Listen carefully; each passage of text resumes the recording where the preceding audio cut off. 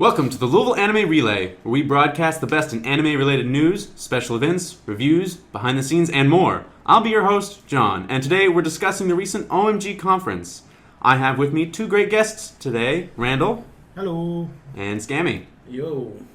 Now, the OMG conference, for those unfamiliar, was the first-time event held August 5th through the 7th, 2016, by the OMG Con Board of Directors. OMG Con itself is a small to mid-sized anime and gaming convention currently based in Owensboro, Kentucky.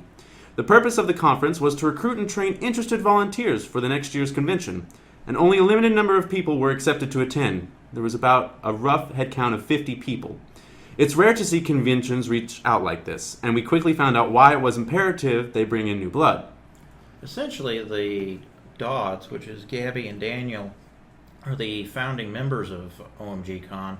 And once the conference had started, they basically told everybody in the room that if the volunteers there did not pull together and actually put together a plan for the next coming years and prove that they could manage the convention, that 2017 would be the last con and they would not renew their contracts. And which is important that we state here that, as with any convention, all planning is a state of flux and could change. Basically, we're trying to relate to viewers some bits of info we thought was important this time. OMG Con may very well change their plans between now and the start of the next con. Anyway, one of the things they spent the most time on Friday was the history of the convention and what kind of troubles they ran into along the way. What were some of the standout things you remember from that kind of history they gave of us? Well, I noticed that when they started up, they didn't have much of a following, or if not a group. It was mostly just a ragtag bunch of friends wanting to start a convention geared toward anime, a little bit, but mostly toward gaming. And they just got all their crew together, slapped together, and had a fun weekend. But what I noticed was they started off with a 3-day con. Randall, what would be your thoughts on that? I think even Daniel, the founder, was mentioning that he wouldn't have done a 3-day con if he could go back and kind of tell himself otherwise. But the one of the things I kind of saw too is the funding that they had year to year. It wasn't really until year 3 of OMG Con that they actually started going positive, and which is kind of typical really of any convention out there, because even Anime Expo and the big names, those go back into the 80s and early 90s when they initially started. OMG Con was kind of that same way. They got started more in the mid 90s, late 90s actually, I guess. And it's just something where it was a little bit more fly by the seat of your pants, I think, than they had initially expected, because every year they're like, well, are we going to do this again? What's going to happen? And they had a lot of problems with their hotels that kept biting them in the butt. So, I don't think it's anything you could say is the fault of the people that were running it. It's just the situation they were in and the circumstances being in Paducah at that time. Yeah, I think they ran into a lot of early on problems that weren't necessarily of their own fault. Some of it could have been prevented, I think, if they had done a little more research into who they were getting involved with. But by that same token, a lot of it just came up by surprise, and they had almost zero control over it. I noticed there was a big lacking in definitely getting their contracts lined out and having guaranteed follow-through from who they were working with. So as far as the con, most of them had overall, good success. They may have went negative, but, their following did increase year to year, which that's a good thing.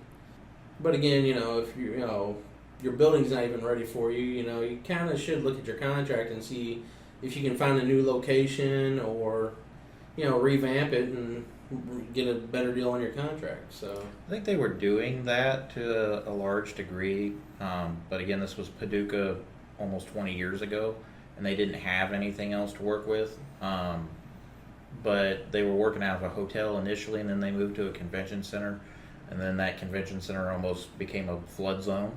But they blew a levee and saved it at the last minute, which had its own problems. So as far as the convention itself, though, like Scammy's saying, it grew every year in numbers, which helped with everything, and they got more badges because of it.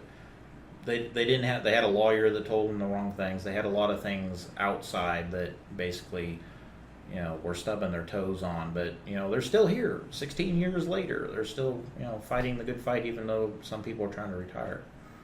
So it seems that there are certainly a lot of challenges to running a convention. And speaking of challenges, for the year 2016, what did you think about the breakdown of costs and feedback they received? I would say it was a little surprising when they started going into the breakdown of their financials, which is all handled by their treasurer. Essentially, this last year for the 2016 OMG Con that completed in June, not including what they had already spent for pre-existing equipment and materials, just what they spent for 2016 was basically $100,000. That's like buying an entire house or a fairly expensive, specialty car, just to run a 3-day convention. So that was kind of surprising, really. You don't get a chance in the wide world of events, really, to hear a lot about what cons cost on the back end. Now, they spend a lot of money in getting TVs and getting contracts, and of course the hotel space, and so much money is spent, like $400 or $500 per guest to try and bring people in, and those are costs for any convention anywhere. I mean, things have changed. It's not like the 90s anymore where you just call somebody up and say, hey, can you show up here and spend a day and we'll feed you a sub sandwich and get you a hotel room. It's not that way anymore. There's a lot of costs that they broke down, which it's good to note that OMG Con is supposed to be putting out a video or slideshow here soon about what all was said and done at the con. I believe they're going to do a promotional video type thing. So after the podcast that we have comes out, you might start looking for that, and that'd give you some more insight into it. Scammy, any ideas?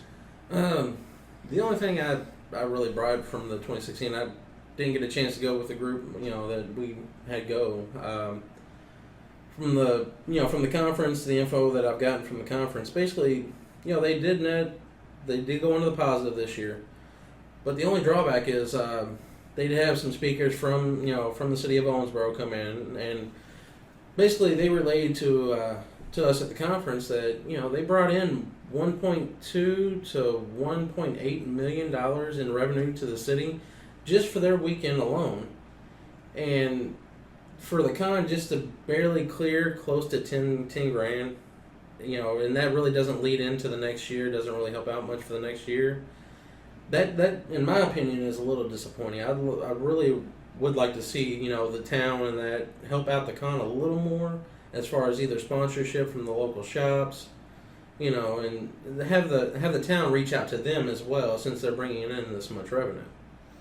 I agree that Owensboro, the city of Owensboro, does want OMG Con around. That's very prevalent and obvious from the discussion that we had with them.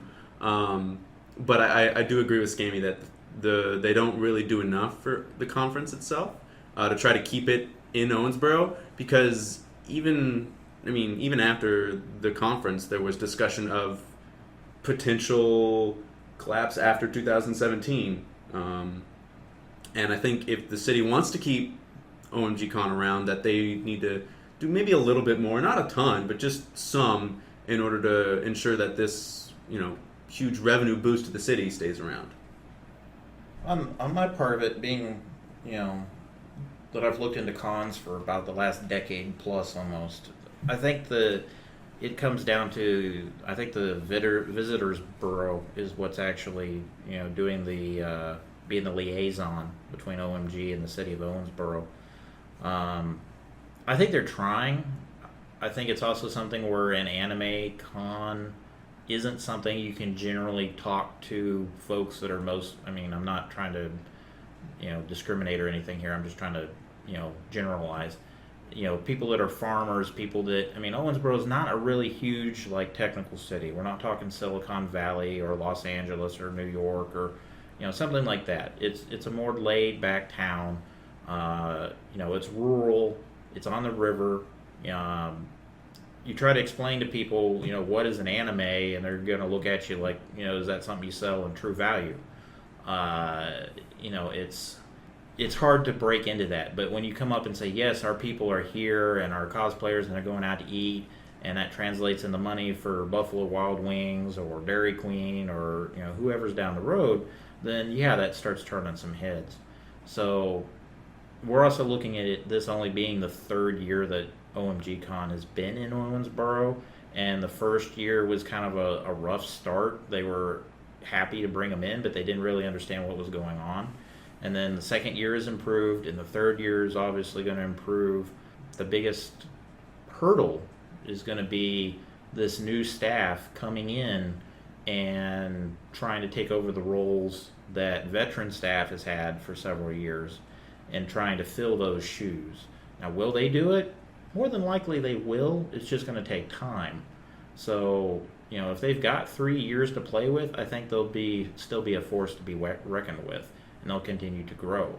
It's just a matter of, basically feeling out their positions and understanding what all they need to do. And they're working on trying to get, actually, there's a street team or something equivalent to that they mentioned they used to do, where they put flyers and stuff into local businesses to try and attract that clientele. Now, it's worth noting there were some interesting announcements made about future events, such as there will be a third hotel built on site for 2019. More citywide hotels will have con room blocks. Registration badge pricing is going up by $5. Changes to parent and child badge costs. Child info wristbands. What do you think about these changes that are going to be occurring? Well, coming from a safety aspect, which is something I participated in while I was at the conference, the wristbands, I think, is a top-notch idea. Just with some little bit of contact info or something for the parent, whether the kid's unruly or the kid feels lost. Some way of getting in touch with the parents. It's a big thing. You don't want to treat your con like a daycare. And it seems to happen a little more than often. But other than that, as far as the badge increases, $5 in my opinion, what would that set it at? I think at that point, at door price would be like $55 day of. No, I think it's 35 or 40 is what it would end up being. We'd have to look it up. It wouldn't be something exorbitant, right? For a small con like that, I think it would be more than acceptable for them to be doing this. And I hate to name drop, but when I went to Fandom Fest my first year, which was the first year they held it in Louisville, it cost me $85 at the door. Yeah. Now, of course, you're obviously paying for the names and that, and for the autograph sessions and all that. But again, Owensboro is starting to get some ground, getting their feet running. But with that extra $5, that could be another, voice actor or another, actor in general to show up, do some autographs, some, hangout sessions or something, and that $5 will go a long way for the con itself. And both if they increase their venue for the next year or if they, change some ideas around and make it a little bit larger con. And it's worth noting that OMG Con is run by a non-profit organization, so that anything that they get is going straight back into the con. Exactly. And really, too, the badge pricing, like I said, is in like the 35 to 40 range. I think when you consider the increase, I believe it was $25 if you pre-reg for the following year at the con on the last day, which is a really, really good deal for people. Not only does that help the con keep some money in the bank to pay for things ahead of time, but they get you a ridiculously low rate. I mean, you should be $25 is like, basement of a hotel, 1 or 2 rooms at best level con. Here you're getting a whole convention center, a 3-day badge, getting additional hotels when they've got the Hampton and the Holiday Inn there right now, and they're kind of bursting at the seams with them. They're not hurting, but it's thick. Now with the hotels, they are planning on building 1 or 2 new hotels. One new hotel, right by the convention center, within walking distance, within a block of the convention center. So that third hotel will help bring in a little extra space, So hopefully, come next year, they're already talking about it being completed by next year, by the next con. So I think they were going to do it in 2019 is when it's going to be finished as far as the hotel, but you'll probably start seeing them demolish the site for this year. And I gotcha. The bigger thing too is that they're getting more room blocks at hotels around the city. So even if they need like a shuttle or something like that, they can work that out with the hotel, and it's going to be a lot easier for people to get on site and things of that nature. Another thing we learned that was changing this year is their reward system at the convention. We learned about OMG bucks this year. These are somewhat like rewards for being awesome or helpful. It's a monopoly money essentially that you can turn into the dealer's room and prize room and cash. And it's a substitute. It's a one-for-one trade. So if you hand a dealer 10 OMG bucks and buy something with them, then the dealer can hand that 10 OMG bucks into the con, and that dealer will get $10 for it. So it's a pretty advantageous thing for the convention to be doing, I think. I also found it interesting that they had high marks for the dealer's room.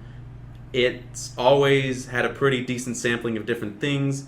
This coming year, the vendors are going to be changed up, as well as the floor plan for the big 3 rooms, which is gaming, main events, and dealer's room. Each of those room layouts are getting changed around. What are your all's thoughts about that? I'm kind of surprised, honestly. I mean, the dealer's room, like, it's getting high marks in their feedback reviews. It was like a 9 out of 10, a 10 out of 10, somewhere in there.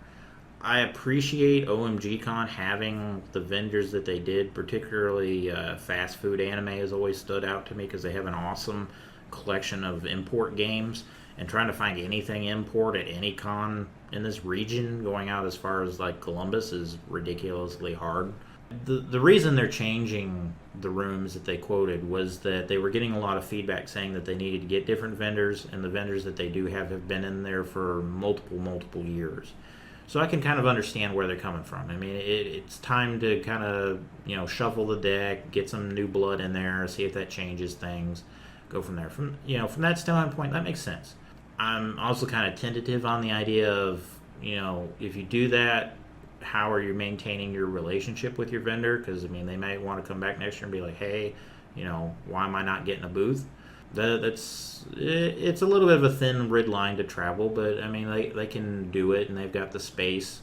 I forget, were they moving video game into main events, or were they moving dealers into main events? They were moving dealers into main events, and they're moving main events upstairs on the 3rd floor into one of the larger panel rooms. So now they're going to have main events upstairs on the left, and they're going to have dealers where main events was. Artist Alley is going to stay where it was, and I think that's also going to be a part of vendors. And then video game is going to stay on the far left room, which is the large expo room over there. So I think that's going to be the basic layout for the ground floor and main events.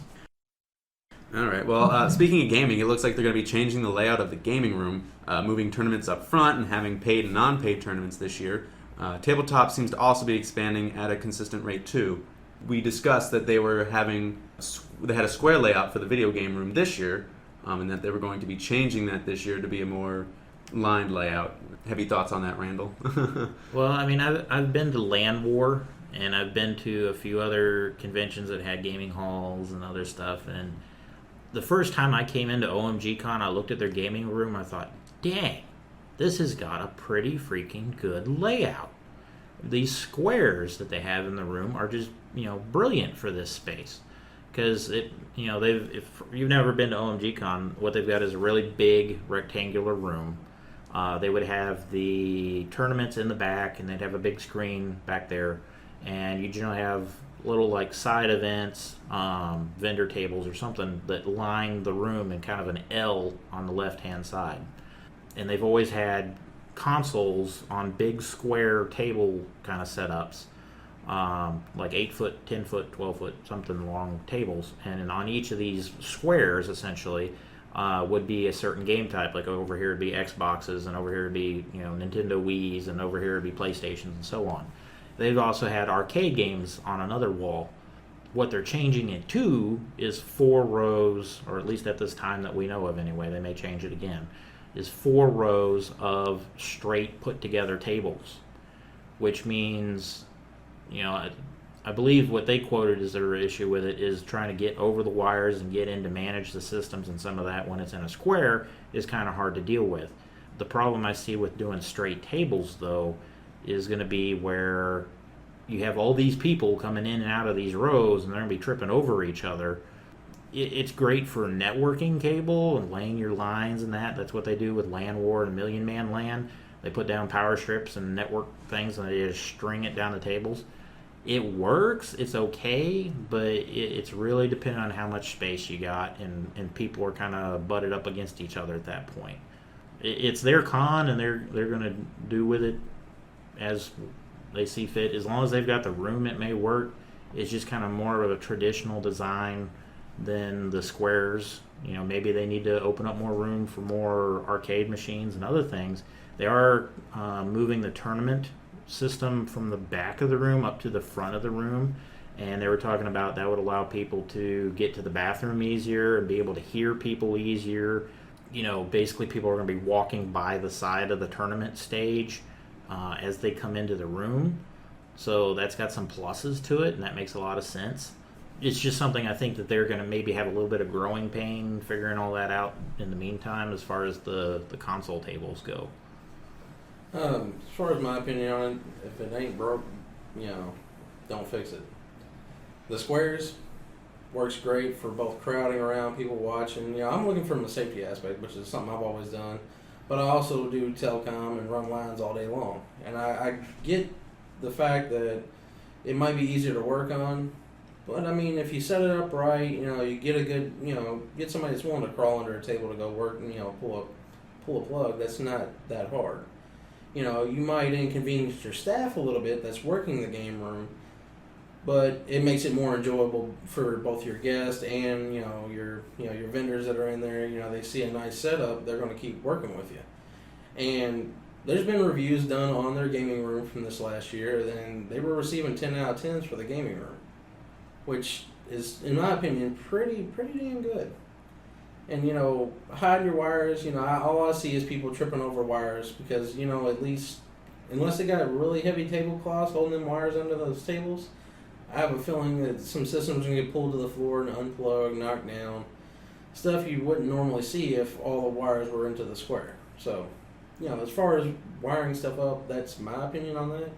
Safety, you don't have to worry about trip hazards. You don't have to worry about people crowding around, bumping tables, knocking tables over if they're all piling around somebody that's got a good game going. So, it makes it a little more easy, a little more convenient to move around having the squares going.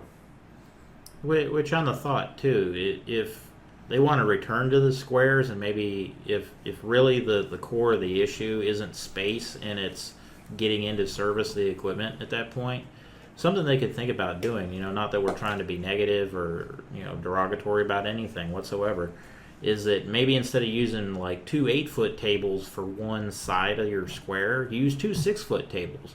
That gives you an extra 2 foot or 4 foot to squeeze your butt in between and get to the center of the square.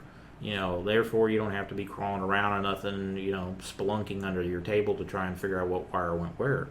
So, that might be an idea to check out.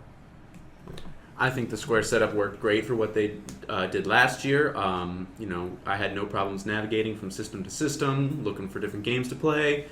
It's all a matter of what their video game department wants to do. So if they decide to change it up, we'll just have to see how it works out for this year. Maybe they'll change it back starting next year. We just kind of have to see and go with it. And now, something that has come up in discussion and that is been prevalent between our group is that there is a focused expansion within OMG Con on video gaming, tabletop, on Quidditch and LARPing, and cosplay seems to be rebuilding itself fresh. There is a ton of demand for YouTube and gaming personalities. While the founder said anime would always be a core component of this con, though the founders are leaving at this point, Daniel's staying on as our treasurer, but the content layout to me feels like anime is only about an eighth of the overall offering, and it's slowly slipping into a decline for this convention. I kind of feel the same ways. That I even asked one of our roomies. There were like 4 folks to a room or so for the hotel rooms that were provided for the event, and asked him, is it just me or is it seem like anime is going away from OMG Con? And he agreed. And it's like, yeah, it feels like about an eighth of the overall content package, and it's kind of getting slowly pulled out of there. Granted, they have cosplay, and they have they're trying to get more voice actors. They had everybody in the room basically write down on a sheet what they wanted in the way of voice actors that they would try to approach. I'd say, just going off the top of my head, that maybe half to 2/3 of the list might have been anime-related voice actors. The rest of it was largely YouTube personalities, and then there was maybe a 15-20% of it was other folks. It's surprising to me that it's that way, but on the other hand, it's not, because we've seen so many conventions in the Louisville area that have died that were just anime specific. We've seen a lot of anime only cons around the whole U.S. just dry up and die. It's been almost kind of an underground thing that says your con has to be multicultural, like a comic con or a sci-fi con or gaming con or whatever, in order to keep afloat, because you got to bring in those other people. Like I said, cosplay seems to be rebuilding itself, and they're doing hallway cosplay now, and they're giving out more rewards, and they've got a really enthusiastic pair of gals leading it. They actually came up with like a 22 or 27 page slideshow at one point on all the different things that they're interested in doing. So it seems like there's enthusiasm in areas, and they are trying to get the voice actors in that. So it's not like anime's totally going away, but the tabletop and the LARPing and the gaming and that has got such much more focus to it that I kind of feel where it's almost like in a few years you kind of expect anime to come totally off of the title of OMG Con when it's described, and it'll just be a multi-fandom convention at that point. And there's some part of me that kind of feels a little sad about that, being that it started it as an anime convention. If you see the history videos, there's tons of cosplayers for anime lining the halls and dancing and running around like crazy. It kind of feels like the end of an era like that. And maybe we'll say something about our convention that we're looking at building here towards the end of the podcast. But it's times are changing. That's about as best I can sum it up.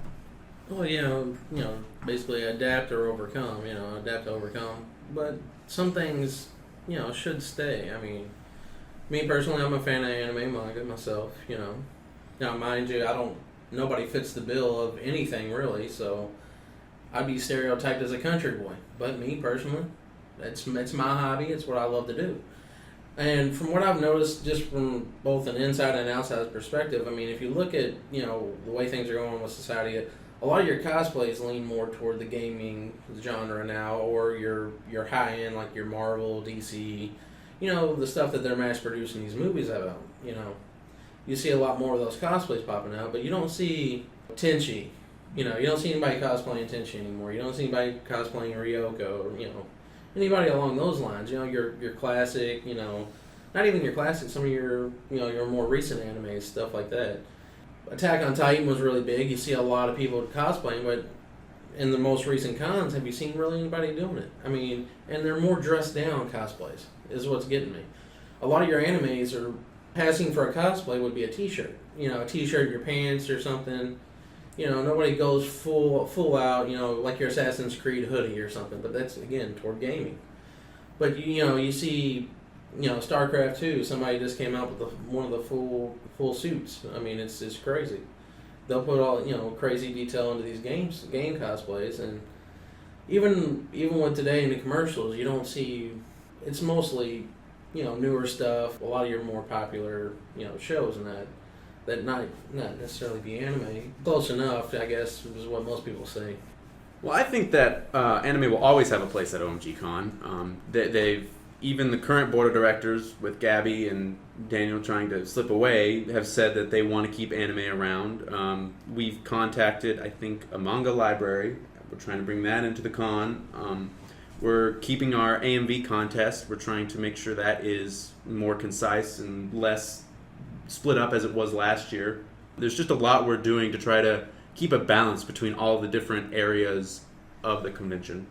Now, on the second day, we had customer service training, which was a heavy focus for the staff, both to continue doing and improve upon.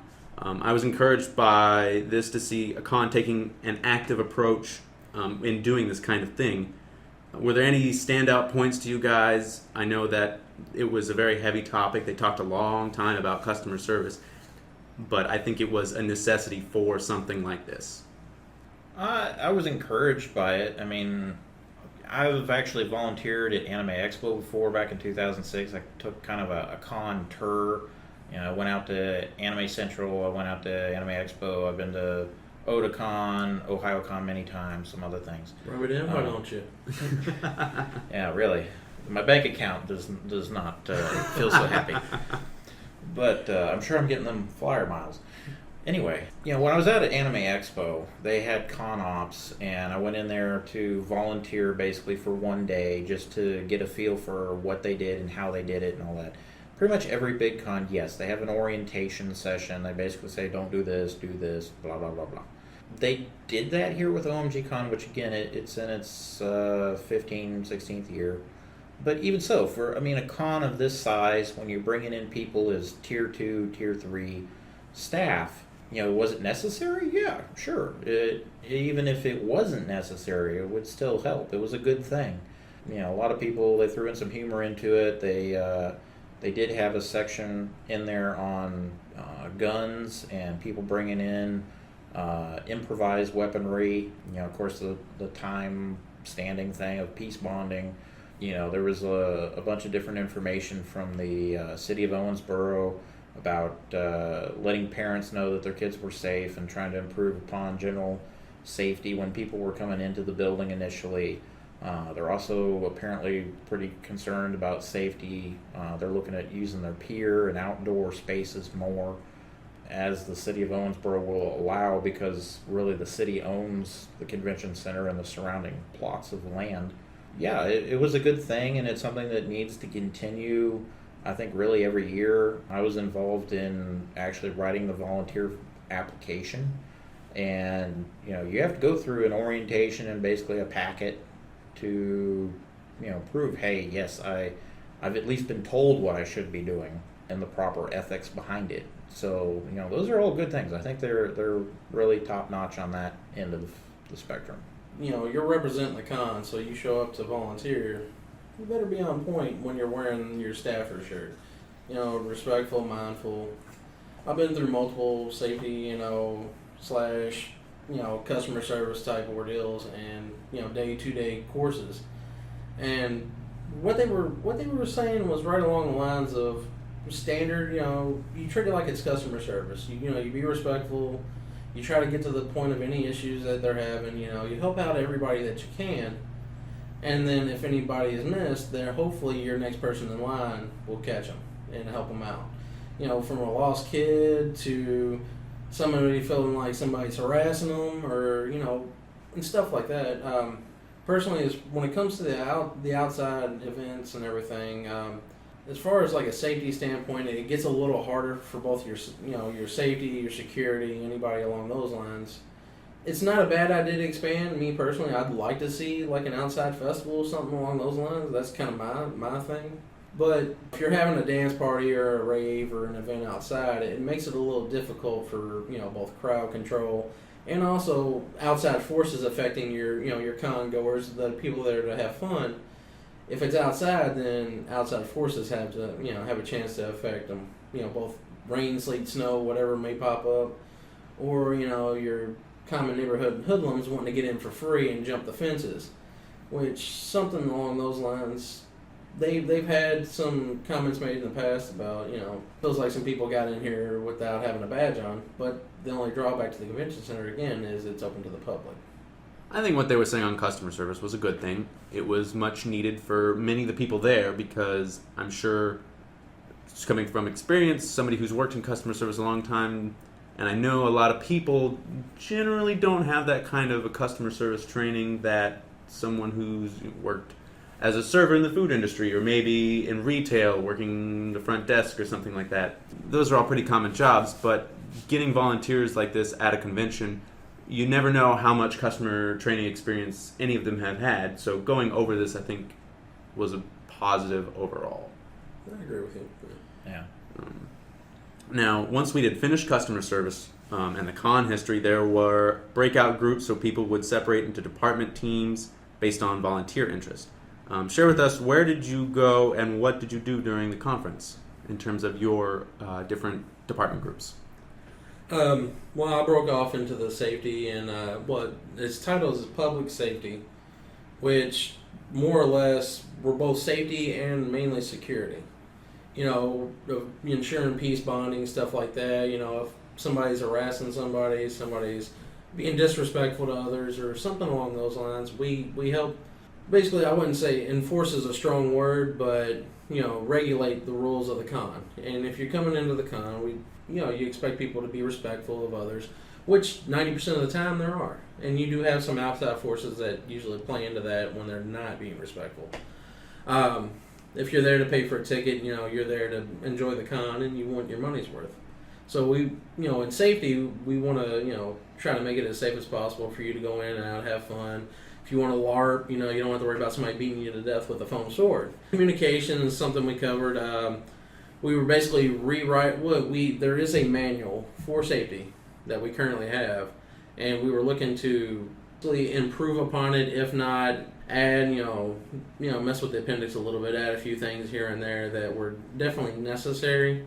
Probably needed a little more clarification, so we went through, clarified them a lot more. Basically made it easy for the next group to read if they want to do safety or part of the security team to help out, watch people, clear the building at night once the con's shut down, stuff like that.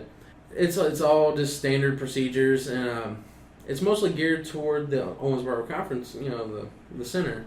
But that's not a bad thing. It's a good platform to work off of, what we left with. Mind you, it was the head of security from the staff from 2016. He was there, and it was just myself. So there was only 2 of us in the group.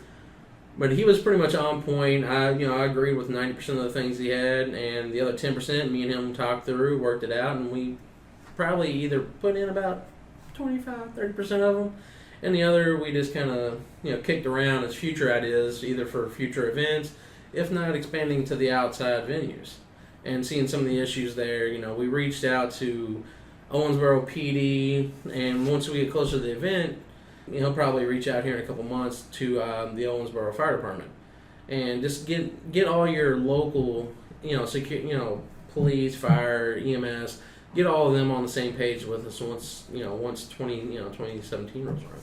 I think we have all the points of contact. We got everything we need to go through. We went through all the questions, everything with them. Anything that we were considering, they pretty much said whether it was our responsibility or was their responsibility. And they basically just broke it down to, be careful, don't go outside the law to, handle the situation. If the authorities need to be contacted, make that decision immediately and get the authorities involved. For my part of what we did during the breakout sessions, I went to the volunteer department. One of the reasons actually was on the sheet of events that they sent out to everybody, volunteer was actually one of the groups that had the most to do in the time period of the 3-day conference. And for my part of it, they demonstrated a new program called GrowTix, GROWTIX, which they're using as a platform for conventions. It's mostly been used previously with like Comic Cons and things of that nature, so it's not really specifically written for anime cons, but it's like 95% of the way there. So I went with the volunteer staff. We had 3 or 4 people in there. Ended up totally rewriting and integrating the previous year's volunteer application, some clarification on the terms. We updated some of the pricing in that. There's going to be a little bit of change to how volunteers get hotel rooms. So, once their finalized rules and stuff like that goes live, I think they're planning around December 1st for that. But again, the staff has quite a lot on their plate to do, even with the 50 people from the conference helping. So, that's, to be determined. Don't take that as gospel and throw them nasty grams. Just, wait, have patience. We took care of that. We did a lot of work with GrowTix and setting up like schedules and when volunteers could come in and what it would look like for the, once the application had been submitted, what does it look like on the back end, and where do your protocols and rules come into play, and a lot of that is all handled by the volunteer department, and our lead staffer in that section actually ended up going around to every other department and saying, how many volunteers are you going to need? When are you going to need them? Do you need a floater volunteer that you may only need for running back and forth and being essentially a gopher? There was a lot of different things that we had to handle. It didn't seem like we did as much physical work as the other crew. I know one of the other ladies that was with us was setting up a Google Doc spreadsheet that had a ton of information for scheduling in it, and it was actually managing the connections with the hotel and setting up rooms not only for volunteers but for staff and guests and everything else in that department. So they're actually branching out a little bit and kind of deliberating tasks down to sub-staffers, if you will. So, that's all good. That's going to improve their workflow in that, as long as they keep their communication going. That I think that'll help them a lot. One thing I noticed with GrowTix as I was playing with it for the volunteer section was it's very in-depth about, a volunteer can set the time they are available to work, what days, what departments, and from there in GrowTix, when you go to assign them to a shift, it only shows those volunteers who have said they're okay to work that department, that time, and that day. It's very well organized, very well thought out, and I think the staff this year at OMG Con are going to have a pretty good idea of how to get all of that set up and scheduled when the time comes. Now, for the department that I worked in, I went into programming. There was about 4 of us there working. We were tasked with setting up a mock schedule for this year, getting those events that we know are going to be occurring, like main opening ceremonies, closing ceremonies, the rave, putting that all into the schedule. We looked at when guest panelists would probably be occurring. We set up the layout of the convention center, readjusted it a little bit, decided what rooms we were going to use, what rooms we weren't going to use, what rooms we were going to use for what things. It was very in-depth, very thorough of everything programming that goes on at the convention, any behind-the-scenes stuff that you normally don't see. We went through the panel submission application and we redid that for the 2017 year, adding the OMG buck and all of that. We added rules and regulations for it. We decided that we would open up panel submissions probably around December 1st and start taking a look at them then. It was just a very in-depth look at programming for how a con would run and how to schedule events and things like that. I played a lot around with GrowTix, looking at different scheduling applications for it, looking at how to set up venue areas within your convention center and stuff like that. And I think it was GrowTix is a very positive thing for this convention. GrowTix will be probably essential in the upcoming 3 or 4 years or so. Now, as far what would your opinion of GrowTix be? I mean, how do you feel personally as far as walking into a con, if you had GrowTix in your hand and you were using it, how would you feel about it? I feel it's a very well put together program. They are using GrowTix for their ticketing system this year. So all tickets will go through GrowTix. You'll be able to purchase them, print them off from there, use a QR code reader. And as the year goes on, we will be developing a mobile app for GrowTix for OMG Con specifically.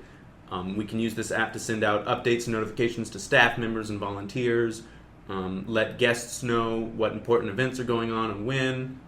I think overall, GrowTix would be probably pretty essential to this con, and I think it's a very good program, in my opinion. As of now, there are some bugs with it that need to be worked out and fixed.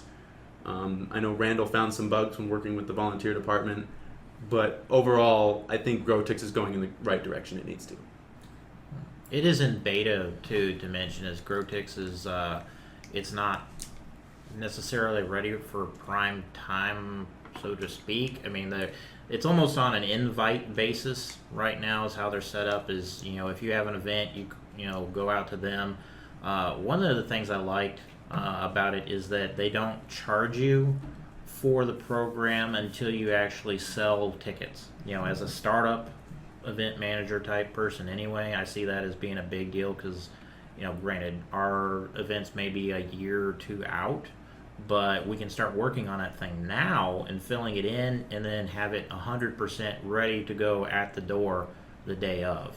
And like John was saying with the app, they've got it divided into two systems where if you do X amount of tickets or sales, then they'll put you as a sub app as part of their like overall item in the Play Store or the iOS store.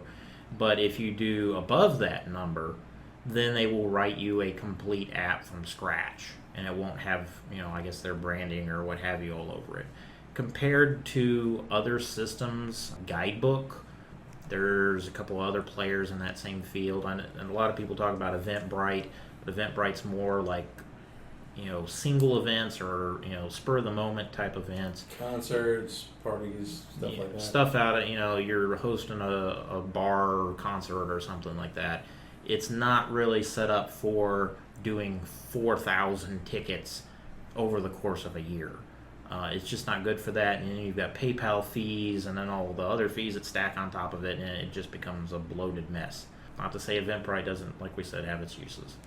But there's other people in the con, if you listen to the backdoor conversations from different con staff, a lot of people are using their own custom wrote programs that somebody in the staff that's an actual programmer have written over the years to do their ticketing, or they hook into other programs. I mean, there's actually a bunch of cons using QuickBooks or Quicken, but it's messy out there is what I'm getting at. And isn't that how GrowTick started? It was one of the con staffers from another con somewhere up north, and they basically decided to write their own program because they got tired of using multiples. I think isn't that where it first started? From what I understood, it was a couple of guys that ran a comic convention, Comic-Con, and they sold the convention or otherwise got out of it in some way.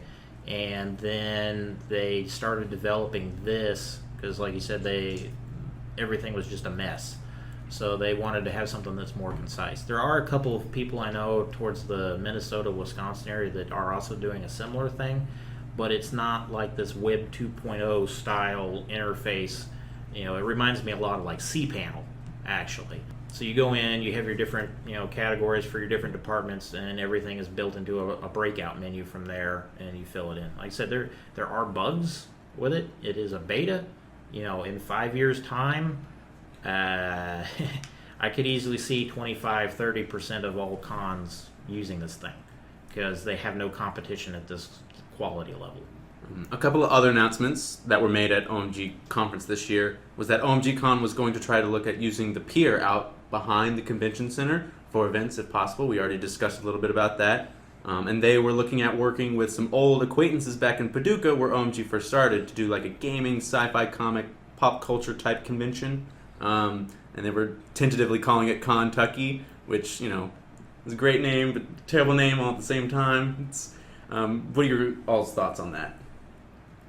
It's ironic that they're using Kentucky because I was actually suggested that name for a con here back about a year ago. It kind of changed back into what we were saying earlier about the founders leaving and going back to Paducah and kind of doing stuff with that. And the way they were talking about it is that there's still a large subset of fans that are more Comic-Con related in Paducah, and they had to leave behind a lot of staff in Paducah when they moved to Owensboro with OMG Con. So, it can be good for them. There's that little tiny part of me in the back that says, there's no anime that's a part of that they had mentioned, and it kind of feels like that's kind of sad. But who knows? Hopefully it works out for them. The way they put it is that if it becomes a threat to what else they're doing, they'll stop. But I don't want that to sound like maybe that's damning their Kentucky project from the beginning. I'm sure they'll do it, with 100%, gusto. But it's something where I'm not sure that they need to be splitting their attention like that with a fresh staff coming into OMG Con and, their money concerns that they've been having from year to year. Scamming was talking about $10,000 being their end of year kind of, end result being in the black. From what I was seeing on the charts, it was averaging like $2,000 to $4,000, so like $3,200 or something in there about average. since they moved to Owensboro, they've been doing, where they haven't lost money. So that's good. I'm just kind of concerned about it from an overall perspective, but they've got experience. So, well, and the only drawback is the term that was. If you look at in the conference, basically, they did a show of hands who was from Paducah, and I had to honestly say 90% of the room raised their hands. We were part of a small group. There was a few others from Bowling Green, wherever, kind of spread out a little bit, but 90% of the room was from Paducah. So I understand why they would want something in Paducah, maybe, but it's more of a convenience thing at that point. But it was also mentioned, you treat it like a crazy ex-girlfriend, is the way they were describing Paducah.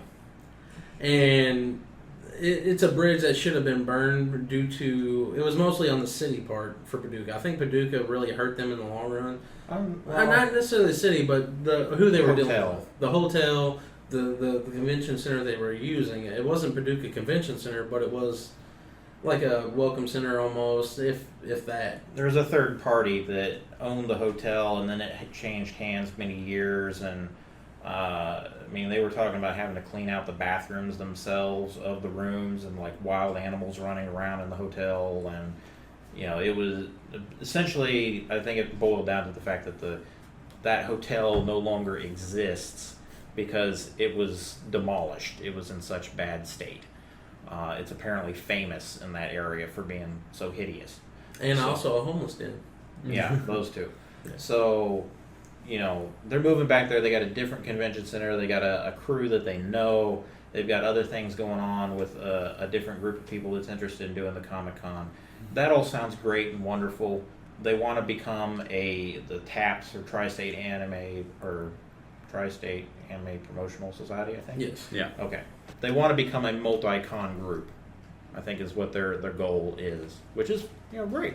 It's just that matter of, can they split their attention like that and not be burned out? And burnout is a big deal with all kinds of cons all over the United States.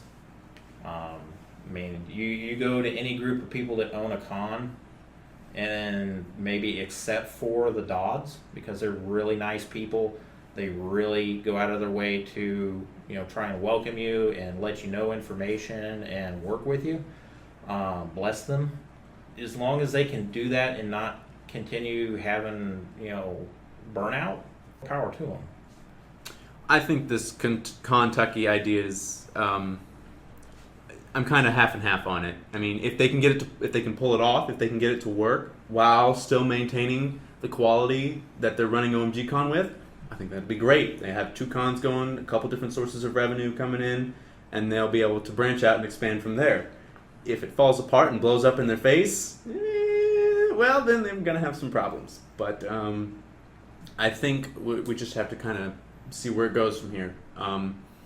It's the board of directors' decision, and we have to kind of just go along with it until it either works or it doesn't. Well, here's an interesting question to throw out. Do you think they would be better off, splitting it legally into a separate entity instead of being part of, TAPS? No, I don't think so, because then they're still dealing with the same, splitting of attention, even though it's a part of two different companies.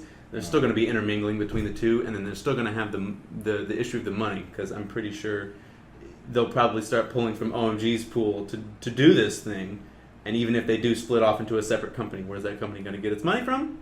OMG Con. So I think if they decide to do this, they need to stay within one corporate entity. Yeah, reincorporating is blasted expensive. Yes.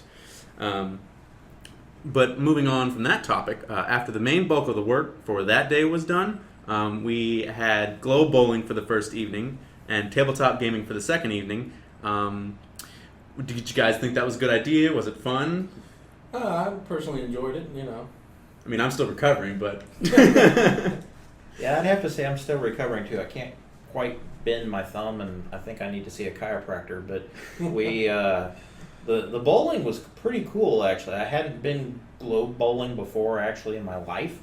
And they had this little hole-in-the-wall bowling place that no one really expected us to be going to. And I've never seen a dive bowling alley, but it exists. Yes, they exist. well, they had I mean, they had laser light going. They had, a pretty good selection of music that you could actually recognize and probably half drunkenly sing to. Especially if you were a 90s baby.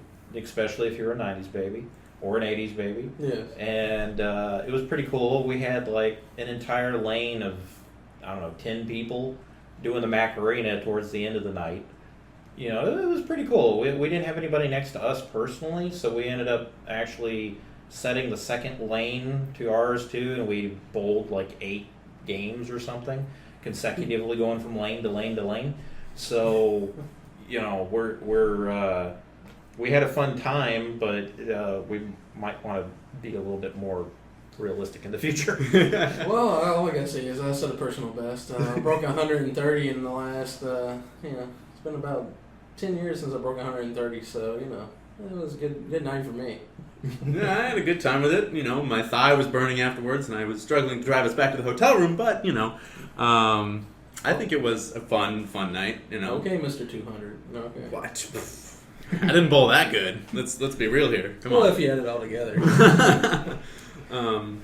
But I think bowling for the first night was a good idea. It was an icebreaker. It allowed some people to get to know each other a little bit more.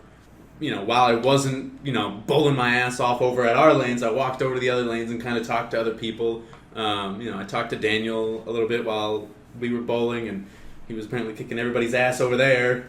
They did have a thing where if the front pin was a different color, like they had them outlined in fluorescent colors, you could go up to the front desk and like tell them to watch, and if you managed to get a complete strike out of it, they give you $1. I thought that was pretty cool. Yeah, because you got $1. I got $1. So I mean that was pretty cool, and the board gaming. They were originally going to do video gaming, but they ended up doing tabletop gaming, I guess, to due to some complications. But well, we kind of did some video gaming over in the main conference room. We had the projector set up and connected to a laptop, and we were doing Jackbox games through that. And we were able to... They were doing something along those lines with the Xbox, just the Rolodex arcade, just rolling through. Yeah, stuff like that. So we were all on our phones playing Quiplash or whatever through the Jackbox games, and that was a lot of fun to do. It allowed me to get to meet some people, make fun of the president of TAPS, poke fun at Hooper for a little bit. So that was a lot of fun. And then you guys were off playing card games. Well, let's we throw it out there, Randall, since it's your creation, your baby.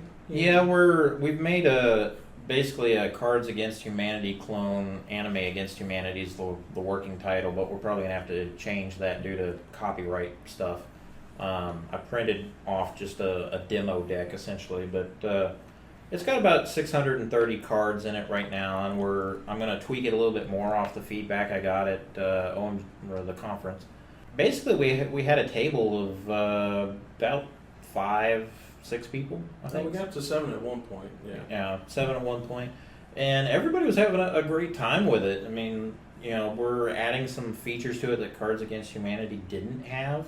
You get a bad hand of cards, and then you're just like, ugh. I wish I could get rid of these things, but nothing fits. Well, we've added some stuff to fix that, and I'm going to be tweaking a little bit more. And, here in the near future, I think I'm going to start trying to see if I can sell these decks of cards, and I think people will really enjoy it as not only an icebreaker, but just something to share with anime friends, because it's really cool to be able to see a card and be like, I don't understand this reference. And then somebody else across the table will look at it and be like, oh yeah, that's from this, and this, and it's amazing. And they're like, oh, well, I should watch that. And I'm like, yeah, it's cool. So I think once we get the card game up and going, I think it'll be a lot of fun, because I jumped in towards the end once our Jackbox games kind of died down, and it felt like you were playing your Cards Against Humanity game just with an anime kind of thing, except it was references that we made or that we get from different types of animes that we know we've watched within our own anime community. So it was a lot of fun. Oh, that too, and we had a 16-year-old in there that apparently had played Cards Against Humanity before, but I mean, and we had I think it was like a 43-year-old in there too. So we had a pretty decent gambit of people in there in different experiences. The 40-year-old was talking more like Macross and Ranma and stuff, from that era. And there's cards in there for that. And there's stuff in there that came out 2 weeks ago. So that and all the Louisville anime community staff names are in there. So it's good fun when you pull out a staffer's name and put them in a compromising situation. Yeah, apparently I had killed Jar Jar Binks, so... Yes. Who wouldn't kill Jar Jar Binks? That is the question. So, we have some sci-fi references and TV references and 90s kid stuff. You know, I was surprised the 16-year-old got Samurai Jack references. I was like, that's pretty good. So, there you go. But, look forward to the card game in the future. Yes. So moving on to Sunday. The final day, everyone had to check out quickly and get back to the conference. I know Randall and I were kind of scrambling because we overslept a little bit. We were like, crap, we got to get crap out of our room. Yeah. But they converted so they brought out the OMG Con booth setup where they go to different cons and essentially advertise their con. It's basically go ahead. It's basically an advertising booth frame, and it's in a giant. It almost looks like a giant flask, really, a human-sized flask. Yeah. And it's all metal rods, and it builds like a bridge framework structure that you can hang TVs and advertising material on. We got a good look at how they were doing that, because really OMG Con does one of the better booth setups that anybody has seen. I've seen their booth set up at several local events, and it's more impressive than any of the other kind of setups I've seen. I'm not going to start naming names, but the OMG Con booth setup is very professionally done, and the way they do it, I think it does bring a lot of attention to their con, no matter where they go, whether it's way out west if they decide to go out there, or more local. And it's always, too, they've got it very colorful, and they talked quite a bit about the authentic Japanese marble wheel machine that they've got, and how much effort it took into getting that thing. But the other thing we did the last day was we wrapped up with staff elections, finished off in our groups just to finalize anything we had to do for that weekend. So what are your thoughts on the staff elections and seeing what is the conference essentially has culminated to? I didn't really have a whole lot of thoughts on that. I mean, overall, I thought everything was pretty good as far as the conference went. I think even the founders were saying they were surprised by how well everybody had worked together to accomplish what was set out before them. It wasn't like, I think Hooper had mentioned, the president came in and said, I'm surprised how well everybody worked together, and it wasn't like high school cliques or something. Everybody just split off and did their thing and got it accomplished like, you would expect functioning adults to do. We didn't have to have like the Captain Power meme or go through and be like, I can clean a dish and I have a car and, I can sew pants and we are one functioning adult. Everybody by our powers combined managed to get done what we needed to get done to a very large degree, if not more. So it worked out pretty good, I think. I mean, the city and convention center reps came in, and they spoke for probably like a half hour, I guess. Relating some of the concerns the city had and about wanting to work more and get more flyers out to places, and because like I said, it's a 1.1 million plus impact on the city when OMGCon comes to town, and for Owensboro at the size it is and at the point in history that it is, it can really use that. And I'm not trying to sound negative on Owensboro, but it is a smaller town, and most everything goes off of essentially Frederica Street. It's a town that's built off one main drag in the city. So it's encouraging too, because very much so when they talk about the history of the con in Paducah, they really didn't at that time get any support. They tried contacting people. They went, to their place of business and stood outside, and they tried to do things and send letters and send notes and call them and say, please, we want to work with you. And all they did is hit a concrete wall. So, whereas Owensboro is coming to them and saying, what do you want? What do you need? What can we give you? I'm sure Owensboro would probably be tickled pink if they could host 2 OMG cons a year. Which that idea, has been kicked around too, do multiple throughout the year, but I think that was more for us. I think if OMG Con did 2 things throughout the year, then people would start getting oversaturated. And Well, they had talked too about doing like, I don't remember exactly what the term was, but like a breakout event where they had like a meet the OMG Con day or a gaming day.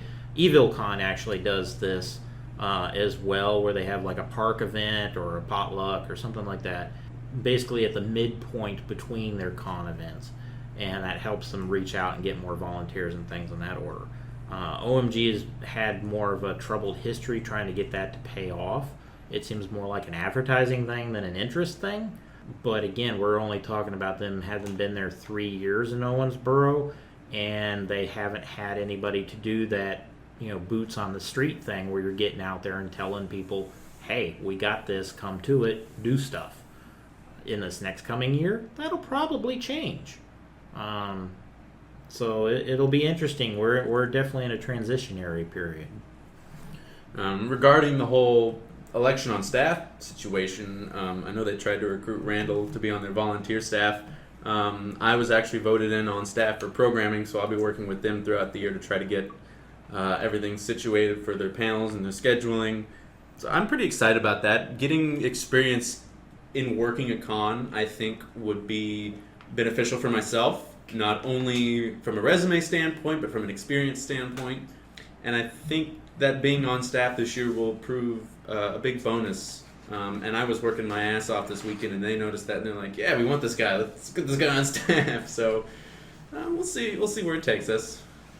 So hard work does pay off, kids. And I myself, I'm going to be a Tier 3 volunteer coming this next year for public safety, which it may be retitled security. So at this point, it's still in the air, the title of it, but I'll be there, and I'll get to wear a vest, I guess. Put both on your resume, it'll look better. Yeah. So finally, a few minor announcements is that the city is looking to add more Pokemon Go stops, the city of Owensboro, that is, or gyms to the convention center. And that around December 1st is when they'll be shooting for panel submissions to start, provided everything beforehand is done in time. Again, all things are subject to change with this.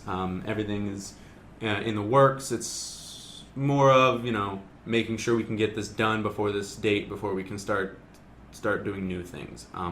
One thing that did surprise me was that the city of Owensboro was like, yeah, we want more Pokestops at our convention center. And that has contrast to a lot of things that I've heard that other places are like, no, we don't want Pokestops here. Well, so it's kind of, I guess there's a give and take there with the Pokestops. It draws more people in. And Pokemon Go has been a huge topic of controversy ever since it came out, really. And I think a big driving factor is a lot of their actual staff at the conference center and other functions around Owensboro. Their staffers are playing it so much that on their breaks they are walking to the local park and rating all the stops and then coming back to work. Yeah. So we'll see where that ends up. Are there any closing thoughts from either of you? Randall, do you want to talk about what our plans are for the future? Well, as the people that kind of follow us through the Louisville anime community know, we're looking at starting an anime convention here in Louisville.